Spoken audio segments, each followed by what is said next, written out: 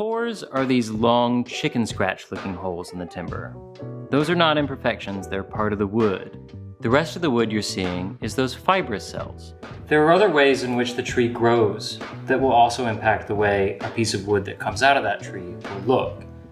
One of the ones you're probably most familiar with is knots. We saw them in our cypress pine. They're a place where, when the tree is growing, it starts to grow branches.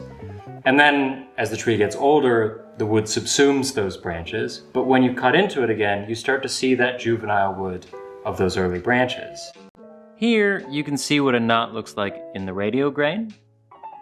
And here you can see what it looks like in the tangential grain.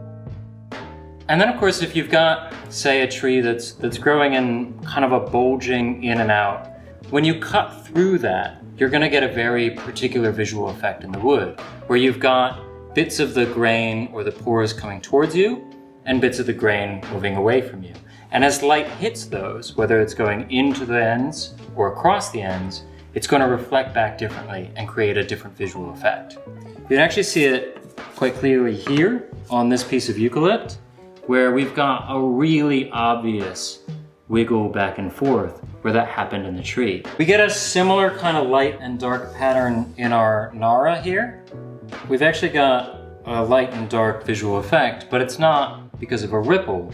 It's kind of in these vertical bands through the wood of light and dark. And if I turn them around, they actually change which is light and dark.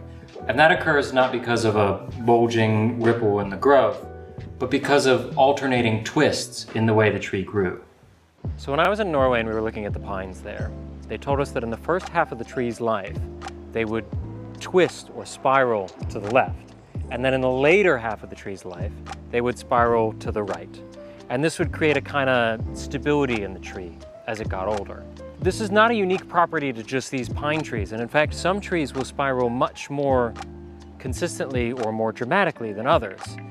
Certain trees, in some years of their life in that cambium, they'll create cells that are starting to spiral in one way, and then the next growth season or every few years, they'll spiral back the other way.